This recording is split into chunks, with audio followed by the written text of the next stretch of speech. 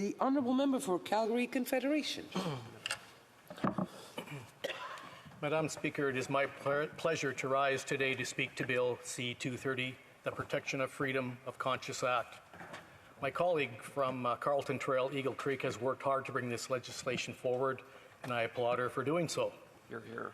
Right off the bat, though, I do want to say that my honourable colleague and I come at these issues from opposite ends, but I thank her for encouraging me to share a different perspective on the matter. Madam Speaker, I support a woman's right to seek an abortion, and I always will. And I support Canadians having access to medically assisted dying, and I always will. In fact, I proudly supported the legislation that made access to medically assisted dying possible several years ago. However, I also respect that medically assisted death is not acceptable for a large number of Canadians, especially those who hold strong religious convictions where their teachings prohibit such acts. So today I find myself standing strongly to defend those who disagree with my fundamental beliefs.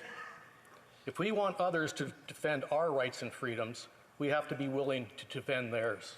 Hear, hear. Rights and freedoms are a two-way street.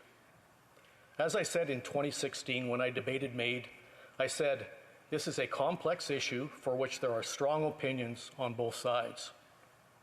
So trying to solve and encapsulate such complex emotional issues into legislation is always a challenge, and it will never be perfect.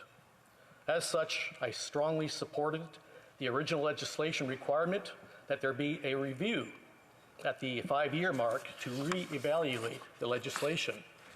I feel that this thorough re-evaluation has never taken place and breaks faith with the spirit of the original legislation. So I would strongly urge this Liberal government to undertake a deep review of the MAID legislation and address its shortcomings. The trust of Canadians is being put to test, and it does not have to be this way. Madam Speaker, I have also been a very strong advocate for palliative care and will continue to be. My dear friend Lou Winthers, who worked for me in my constituency office for many, many years, was the executive director of Rosedale Hospice in Calgary.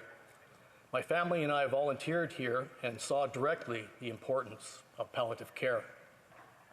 Also, my late father-in-law, David McDonald, was the executive chef at the Rosedale Hospice in Calgary.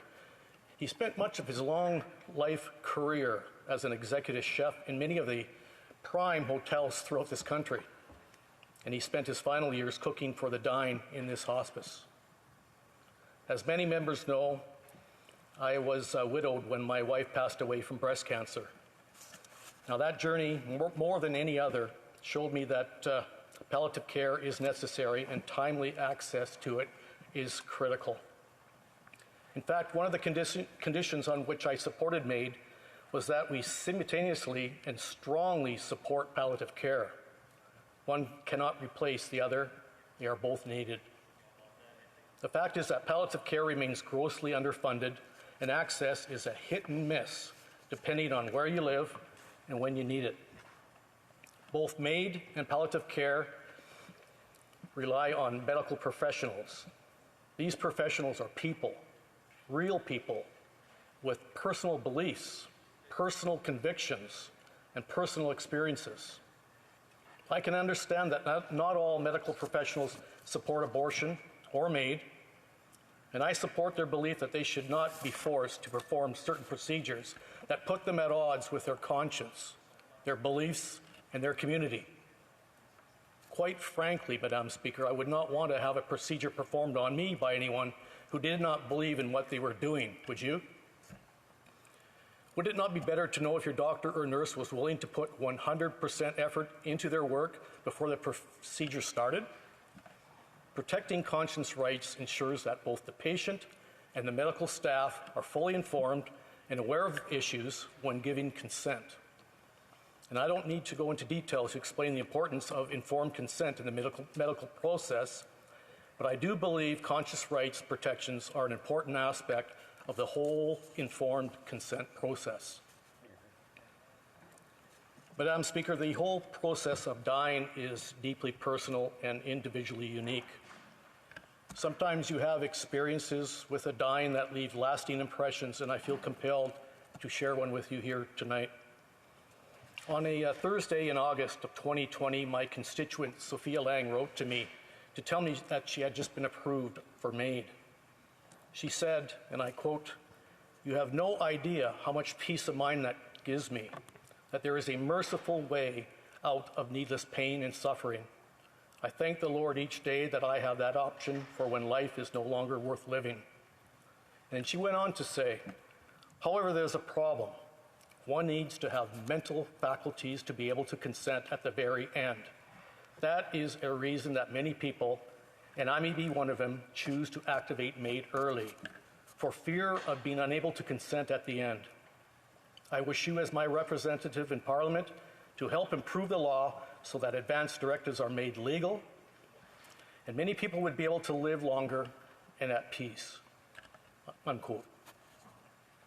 So, Madam Speaker, imagine my shock when I later learned that we had these exchanges in her last days. She died just 4 days after our last exchange, as I learned this through the Calgary Herald obituaries. She never mentioned how close she was to leaving this world in any of our emails. So I found it so powerful that when she had so little time left on this earth, she spent precious moments advocating for those who would follow her footsteps. Sophia has been gone now for 2 years, but her voice is not silent. I will continue to support access to MAID, advocate for proper advance directives, and strongly call for a better palliative care system in Canada. At the same time, I will defend and speak for those who have conscious objections to these procedures. I truly believe, as a society, we must find a way to give Canadians something without taking something away from others. Protection of conscious rights does just this by ensuring lawmakers can, in good conscience, give access to certain medical procedures without unjustly compromising the existing freedoms exercised by others. As a Democrat politician and American lawyer, Joe Andrew, famously said, the hardest decisions in life are not between good and bad or right and wrong, but between two goods or two rights. So I believe that we can find a common ground on these issues, and we must. We need to find a way to make rights compatible, to find a way to give someone something to some without taking away from others. So I call on all members of this House to support this bill into committee. I think it's an important conversation we need to have as a Parliament. Again, I understand my colleague and I have fundamental disagreements on issues like MAID and abortion, but I hope we have demonstrated to our colleagues here that when members do share common ground on an issue like conscience rights, we owe it to Canadians to work together. Thank you.